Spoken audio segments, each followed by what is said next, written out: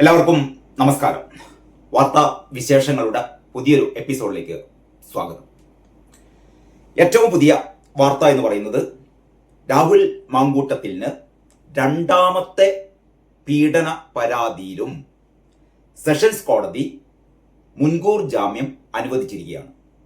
രണ്ടാമത്തെ പീഡന പരാതിയിലും എന്ന് ഞാൻ പറഞ്ഞത്, ആദ്യ പീഡന പരാതിയിൽ സെഷൻസ് കോടതി മുൻകൂർ ജാമ്യം അനുവദിച്ചില്ലായിരുന്നു എങ്കിലും ഹൈക്കോടതി 15-ാം തീയതി വരെ രാഹുൽ മാങ്കൂട്ടത്തിനെ അറസ്റ്റ് ചെയ്യരുത് എന്നൊരു വിധി പുറപ്പെടുവിച്ചിരുന്നു. അത് കഴിഞ്ഞിട്ട് മുൻകൂർ ജാമ്യം പരിഗണിക്കാം എന്നാണ് കോടതി പറഞ്ഞിരുന്നത്. രാഹുൽ, നമുക്കറിയാലോ, കഴിഞ്ഞ 2 ആഴ്ചകളായി രാഹുൽ മാങ്കൂട്ടം ഒളിവിലാണ്.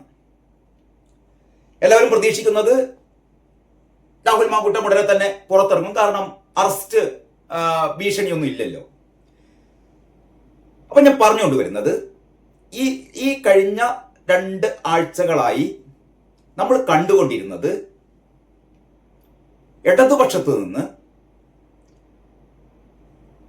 സാംസ്കാരിക രംഗത്ത് നിന്ന്, സാമൂഹിക രംഗത്ത് നിന്ന് ഒക്കെയും കേരളത്തിലെ ഏറ്റവും വലിയ പെണ്ണുപിടിയൻ, കേരളത്തിലെ ഏറ്റവും വലിയ സ്ത്രീ പീഡകൻ രാഹുൽ മാങ്കൂട്ടമാണ് എന്ന രീതിയിലുള്ള ഒരു നറേഷൻ ഇതിന് പ്രധാനമായിട്ടും പങ്കുവയ്ക്കുന്നത് ഏറ്റവും പ്രധാനപ്പെട്ട 2 ചാനലുകളാണ് കേട്ടോ, റിപ്പോർട്ടർ ടിവിയും ന്യൂസ് മലയാളവും.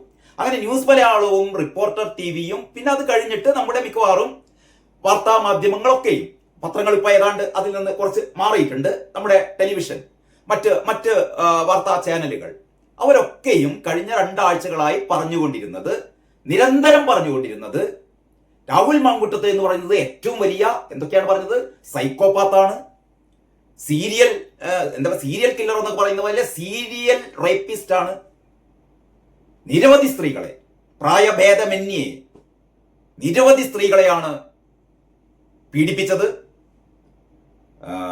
ഏറ്റവും വലിയ ലൈംഗിക വൈകൃതക്കാരനാണ്, അത് നമ്മുടെ കാരണഭൂതാണ് പറഞ്ഞു കേട്ടോ, ഏറ്റവും വലിയ ലൈംഗിക വൈകൃതത്തിന്റെ ഉടമയാണ്. സ്ത്രീകളെ, കയ്യിൽ കിട്ടിയ സ്ത്രീകളെ മുഴുവൻ ഗർഭിണികളാക്കി കഴിഞ്ഞിട്ട് എന്ത് ചെയ്യും, ഗർഭഛിദ്രം നടത്തും. ഇങ്ങനെ നമ്മൾ ഇന്നേ വരെ കേട്ടിട്ടില്ലാത്ത തരത്തിലുള്ള, നമ്മൾ ഒരുപാട് സ്ത്രീ പീഡകരെ കുറിച്ച് കേട്ടിട്ടുണ്ട്, റേപ്പിനെ കുറിച്ച് കേട്ടിട്ടുണ്ട്, ഒക്കെ കേട്ടിട്ടുണ്ട്. പക്ഷെ അതിലൊന്നുമില്ലാത്ത രീതിയിൽ ഭയങ്കര ഒരു ഹൈപ്പായിരുന്നു അല്ലേ. ഏറ്റവും വലിയ രസം എന്താന്ന് വെച്ചാൽ, ഈ സെഷൻസ് കോടതി ഈ രണ്ടാമത്തെ പരാതിയിൽ രാഹുൽ മാങ്കൂട്ടത്തിന് മുൻകൂർ ജാമ്യം അനുവദിച്ചുകൊണ്ട് പറഞ്ഞത്, ഈ പരാതി, അതായത് രണ്ടാമത്തെ പരാതി ഉണ്ടല്ലോ, ആ പരാതി അത്രമാത്രം വിശ്വാസയോഗ്യമല്ല എന്ന് കോടതി തന്നെ പറയുകയാണ് കേട്ടോ. കോടതി പറഞ്ഞ ഏറ്റവും പ്രധാനപ്പെട്ട കാര്യങ്ങൾ, ഒന്ന്, ആദ്യത്തെ പരാതിയിൽ കോടതി പറഞ്ഞിരുന്നു ഇതിൽ ബലാത്സംഗം ഇല്ല, ബലാത്സംഗം നടന്നു എന്നുള്ളത് വിശ്വസിക്കാൻ പറ്റില്ല. പ്രാഥമികമായ പരിശോധിക്കുമ്പോൾ തന്നെ ഇതിൽ ബലാത്സംഗവും നടന്നിട്ടില്ല, 2 വ്യക്തികൾ തമ്മിലുള്ള ഉഭയകക്ഷി സമ്മതപ്രകാരമുള്ള ശാരീരിക ഇടപെടലുകൾ മാത്രമാണ് നടന്നത്. പിന്നെ ഗർഭഛിദ്രത്തിന്റെ കാര്യത്തിൽ മാത്രമേ ഒരു സംശയം കോടതി ഉന്നയിച്ചിട്ടുള്ളൂ. പ്രധാനമായിട്ടും മുൻകൂർ ജാമ്യം നൽകാതിരുന്നത്, ആദ്യ പരാതിയിൽ ഈ മുൻകൂർ ജാമ്യം നൽകാതിരുന്നത്, പ്രതി സമൂഹത്തിൽ സ്വാധീനമുള്ള ആളാണ്, MLA ആണ്, അതുകൊണ്ട് സാക്ഷികളെ സ്വാധീനിക്കും, ഈ പ്രതിയെ ചിലപ്പോ ഭീഷണിപ്പെടുത്തും, ഈ വാദിയെ ഭീഷണിപ്പെടുത്തും, അതുകൊണ്ടാണ് എന്നാണ് കോടതി പറഞ്ഞിരുന്നത്. ഈ രണ്ടാമത്തെ പരാതിയിൽ പക്ഷേ ഇതേ കോടതി പറയുന്നത് ആ പരാതി ഒട്ടും വിശ്വാസയോഗ്യമല്ല, ആ പരാതിയിൽ ഉന്നയിച്ച കാര്യങ്ങൾ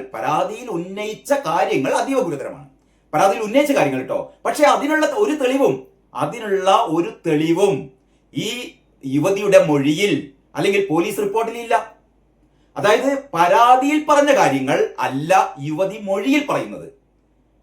അപ്പൊ നമ്മൾ നേരത്തെ തന്നെ സംശയിച്ചതാണ്, ഈ പരാതി തട്ടിക്കൂട്ടി ഉണ്ടാക്കിയ ഒരു പരാതിയാണ്. ആദ്യത്തെ പരാതി പൊട്ടിപ്പോയപ്പോൾ, അല്ലെങ്കിൽ പൊട്ടിപ്പോകുന്നു എന്ന ഘട്ടത്തിൽ രണ്ടാമതൊരു പരാതിക്കാരി ഇറക്കുകയായിരുന്നു. അത് ശരിയാണെന്നാണ് കോടതി നിരീക്ഷിക്കുന്നത് കേട്ടോ. അതായത് ആദ്യത്തെ പരാതിയിൽ പറഞ്ഞ കാര്യങ്ങളല്ല യുവതി പോലീസിന് നൽകിയ മൊഴിയിൽ പറയുന്നത്. പിന്നെ പറയുന്നത്, ഈ യുവതി പറഞ്ഞത് ഏറ്റവും ക്രൂരമായ ബലാത്സംഗം, കടന്ന് ആ റൂമിലെത്തിയ ഉടനെ തന്നെ, ആ ഹോം സ്റ്റേയിൽ എത്തിയ ഉടനെ തന്നെ എന്നെ കടന്നു പിടിക്കുകയായിരുന്നു, ബലം പ്രയോഗിച്ച് ആക്രമിക്കുകയായിരുന്നു, ശരീരത്തിലാകെ മുറിപ്പാടുകൾ, ശ്വാസം മുട്ടി, പിടഞ്ഞു, ജീവന് വേണ്ടി ഞാൻ പിടഞ്ഞു എന്നൊക്കെയാണ് പറഞ്ഞത്. I want to rape you അല്ലെ, I want to rape you, എനിക്ക് നിന്നെ ബലാത്സംഗം ചെയ്തേ തീരൂ എന്നൊക്കെ പറഞ്ഞിട്ട് ചാടി വീണ് ആക്രമിച്ച് ബലാത്സംഗം ചെയ്യുകയായിരുന്നു എന്നൊക്കെയാ പറഞ്ഞത് കേട്ടോ. ഇത് മൊഴിയില് പെൺകുട്ടി പറയുന്നത് ഈ ബലാത്സംഗമൊക്കെ ചെയ്ത് കഴിഞ്ഞിട്ടും രാഹുൽ മാങ്കൂട്ടവുമായി ഞാൻ ചാറ്റ് ചെയ്യാറുണ്ടായിരുന്നു. ഇതെന്ത് ബലാത്സംഗമാണ്? കോടതി തന്നെ അത്ഭുതപ്പെട്ടു പോവുകയാണ്. അതായത് ഒരു പെൺകുട്ടി പറയുന്നു തന്നെ ഇയാൾ ക്രൂരമായി ബലാത്സംഗം ചെയ്തു. അത് കഴിഞ്ഞിട്ട് പിറ്റേ ദിവസം മുതൽ ഇവർ തമ്മിൽ ചാറ്റിംഗ് എന്ന് പറഞ്ഞാൽ ഏതൊക്കെ തരത്തിലാണ് ഒരു മനുഷ്യനെ, അല്ലെ, ഒരു മനുഷ്യനെ ഏതൊക്കെ തരത്തിലാണ് കെണിയിൽപ്പെടുത്തുക. ഒരു രാഷ്ട്രീയ നേതാവിന്റെ, രാഹുൽ മാങ്കൂട്ടം എന്ന് പറയുന്നത് ഞാൻ പല വീഡിയോയിലും പറഞ്ഞതാണ്, രാഹുൽ മാങ്കൂട്ടത്തിന്റെ ഒരു കോൺഗ്രസിലെ യുവനിരയിലെ ഏറ്റവും ശക്തനായ, അല്ലെ, പിണറായി വിജയന്റെ മുഖത്ത് നോക്കിയിട്ട് എടോ പിണറായി വിജയ എന്ന് വരെ വിളിക്കാൻ ത്രാണിയുള്ള, ശക്തിയുള്ള, ചങ്കൂറ്റമുള്ള നേതാവായിരുന്നു രാഹുൽ മാങ്കൂട്ടം. ആ രാഹുൽ മാങ്കൂട്ടത്തെ അടിച്ചു വീഴ്ത്തണം, രാഷ്ട്രീയത്തിന്റെ മുൻനിരയിൽ നിന്ന് പുറന്തള്ളണം, ഉന്മൂലനം ചെയ്യണം. രാഹുൽ മാങ്കൂട്ടം മാത്രം പോരാ, ഷാഫി, മറ്റേ NE സുരേഷ് ബാബു എന്ന് പറയുന്ന CPM-ന്റെ പാലക്കാട് ജില്ലാ സെക്രട്ടറി പറയുന്ന പോലെ രാഹുൽ മാങ്കൂട്ടത്തിന്റെ ഹെഡ്മാഷായ ഷാഫി പറമ്പിലിനെ, കാരണം ഷാഫി പറമ്പിലിനോടാണ് CPM-ന് ഏറ്റവും വലിയ ദേഷ്യം. കാരണം അവരുടെ പ്രിയപ്പെട്ട ടീച്ചർ അമ്മയെ 1,14,000 ചില്ലാൻ വോട്ടിന്, അല്ലെ, ചില്ലറ വോട്ടിനൊന്നും അല്ല കേട്ടോ, 1,14,000 ചില്ലാൻ വോട്ടിന് തറ പറ്റിച്ചതാണ് ഷാഫി പറമ്പിൽ.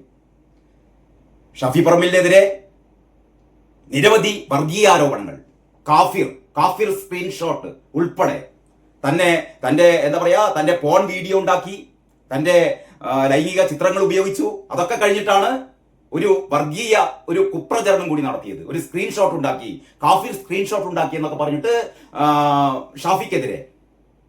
അത് കഴിഞ്ഞിട്ട് EN സുരേഷ് ബാബു കഴിഞ്ഞ മാസമാണ് പറഞ്ഞത്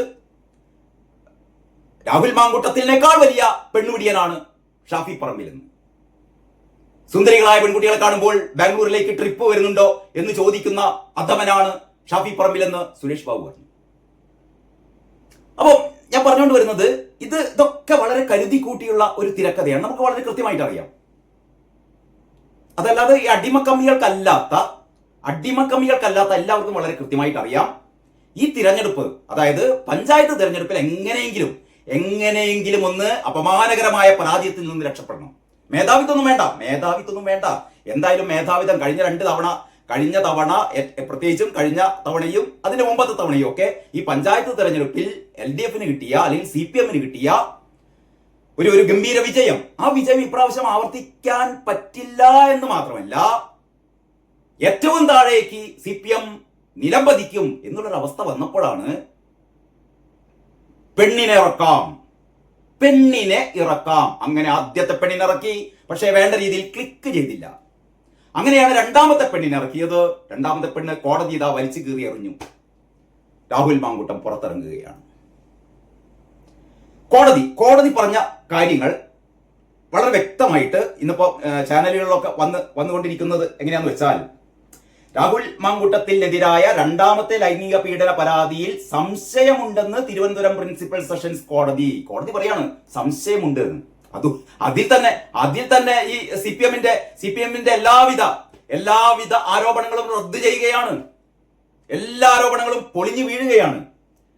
കേസിൽ രാഹുലിന് മുൻകൂർ ജാമ്യം അനുവദിച്ച കോടതി ഉത്തരവിന്റെ കൂടുതൽ വിശദാംശങ്ങൾ പുറത്തു വന്നിരിക്കുകയാണെന്നൊക്കെ പറഞ്ഞിട്ടാണ് ആ വാർത്ത.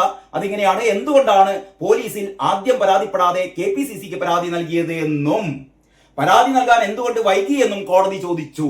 അല്ലെ, ഏറ്റവും പ്രസക്തമായ, നമ്മളൊക്കെ നേരത്തെ തന്നെ സംശയം ഉന്നയിച്ചതാണ്, എന്തുകൊണ്ട് ഈ രണ്ടാം പരാതിക്കാരി KPCCക്ക് ഈ പരാതി കൊടുത്തു, അവരെന്തുകൊണ്ട് പോലീസിൽ പരാതി നൽകിയില്ല? കോടതിയും ചോദിക്കുകയാണ്. അത്ര ക്രൂരമായ ബലാത്സംഗം എന്നല്ലേ പറഞ്ഞത്, അത്ര ക്രൂരമായ ബലാത്സംഗം എന്ന് പറഞ്ഞിട്ടും എന്തുകൊണ്ട് KPCCക്ക് പരാതി നൽകി? പരാതി നൽകാൻ എന്തുകൊണ്ട് വൈകി എന്നും കോടതി ചോദിച്ചു. 2023 നടന്ന സംഭവമാണ് കേട്ടോ. അത് ഈ ഇലക്ഷൻ ചൂട് പിടിച്ച് നിൽക്കുമ്പോൾ CPM പരാജയത്തിലേക്ക് പോകുന്നു എന്ന് മനസ്സിലാക്കിയപ്പോ എന്തുകൊണ്ട് പരാതിക്കാരി ഇറങ്ങി? പ്രസക്തമായ ചോദ്യമാണ്. യുവതിയുടെ പരാതിയിലും മൊഴിയിലും വൈരുദ്ധ്യമുണ്ടെന്നാണ് കോടതി ചൂണ്ടിക്കാണിച്ചത്. ഞാൻ നേരത്തെ പറഞ്ഞു, പരാതി നൽകാൻ താമസിച്ചതിന് പല കാരണങ്ങളാണ് പരാതിക്കാരി മൊഴിയിൽ ഉന്നയിക്കുന്നത്. പ്രഥമ ദൃഷ്ട്യാ തന്നെ ഈ കുറ്റാരോപണം സംശയാസ്പദമാണ് എന്നാണ് കോടതി ഉത്തരവിൽ പറയുന്നത്. യുവതിയുടെ ഈ പരാതി സംശയാസ്പദമാണ്. പിന്നെ KPCC പ്രസിഡന്റിന് നൽകിയ പരാതിയിൽ പരാതി നൽകാൻ വൈകിയതിന് കാരണമായി യുവതി പറയുന്നത് തനിക്ക് രാഹുലിനെയും രാഹുലിന്റെ സുഹൃത്തുക്കളെയും പേടിയുണ്ടെന്നാണ്. തന്റെ കുടുംബത്തെ ബാധിക്കുമെന്നതിനാലാണ് പരാതി നൽകാൻ വൈകിയത് എന്നാണ് പിന്നീട് പറഞ്ഞത്.